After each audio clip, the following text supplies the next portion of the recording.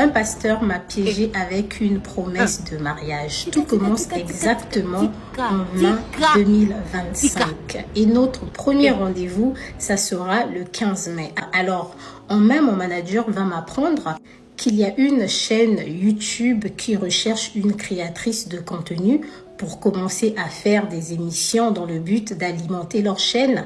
Et on m'apprend même que cette chaîne YouTube diffuse également les émissions à la télévision au niveau de Kinshasa. Personnellement, en tant que créatrice de contenu, je me dis franchement, c'est une très belle opportunité parce que jusque-là, je ne faisais que des vidéos sur TikTok et je n'avais pas encore commencé à faire mes vidéos sur YouTube. Donc, on se donne rendez-vous le 15 mai. Et le 15 mai arrive pour la toute première rencontre. On se rencontre au centre commercial Les Arcades dans le restaurant Pépé et Mimi. Et là, on arrive et tout avec mon manager. On attend l'arrivée du monsieur et le monsieur, il vient accompagné de son ami qui avait mis mon manager en contact avec lui. Donc, quand on arrive et tout, on me présente le monsieur. Moi, le monsieur, je ne le connais pas. En réalité, je ne l'ai jamais vu. Mais on m'apprend que ce monsieur a une église et tout, qu'il est quand même connu dans la communauté congolaise et tout ça. Et moi, j'étais en mode, mais je le connais pas. Et vous savez que en réalité, on n'est pas obligé de connaître tout le monde. C'est pas parce qu'une personne est sur les réseaux que forcément on va la connaître. Donc là, on discute de comment vont se passer les émissions. Et après avoir discuté autour d'un repas et tout, nous sommes remontés à l'église et il m'a même fait visiter son église et tout ça. Et lorsque nous sommes rentrés à l'église et tout, on me parlait un peu de l'église. Moi, je disais, je n'ai jamais entendu parler de cette église. Et après, on m'a dit, mais tu connais pas sa femme et tout, elle est connue sur les réseaux également. Et après, moi, je vais dire, franchement, j'ai regardé l'image de la personne, vous savez, avec une photo modifiée et tout ça, on peut ou ne pas reconnaître la personne. Je ne la reconnaissais pas. Et là, on me dit, tape son nom sur les réseaux. Donc, je tape le nom de la dame et tout sur TikTok et tout. Je ne retrouve pas son compte. Et je dis, mais je suis pas en train de retrouver son compte, c'est bizarre. Et après, je vais sur un autre compte, je tape le nom, je retrouve le compte, je remarque que j'étais bloquée par la dame. Je dis, mais la dame, c'est vrai que son visage me dit quelque chose.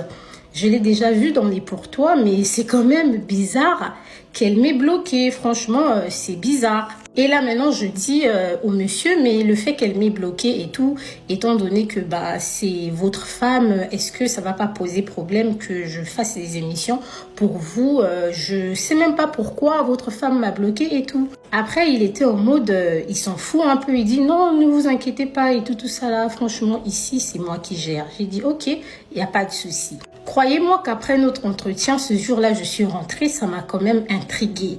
Je me suis posé mille et une questions. Pourquoi cette dame m'a bloquée? Pourquoi cette dame m'a bloquée et tout?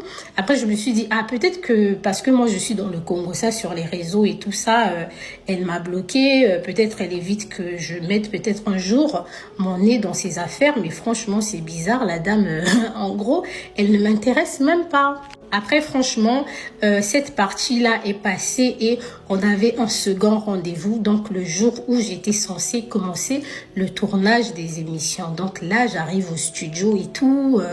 On fabrique le logo pour commencer les tournages et tout ça. Et ce premier jour-là, je tourne, je crois, pratiquement 3 à 4 émissions. En tout cas, je fais ce que j'avais à faire pour la journée. Et je remarque aussi que le monsieur, le pasteur, qui est le propriétaire du studio, il était constamment au studio et tout.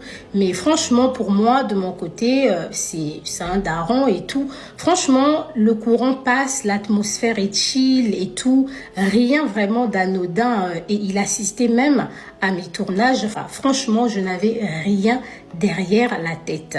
Et ensuite, je vais même faire un vlog ce jour-là dans le studio et tout pour annoncer à mes abonnés que voilà, je me suis lancée sur YouTube, je travaille avec une chaîne de télé et tout, allez-y vous abonner, nanani nanana, vous-même vous savez comment ça se passe avec nous les créatrices de contenu.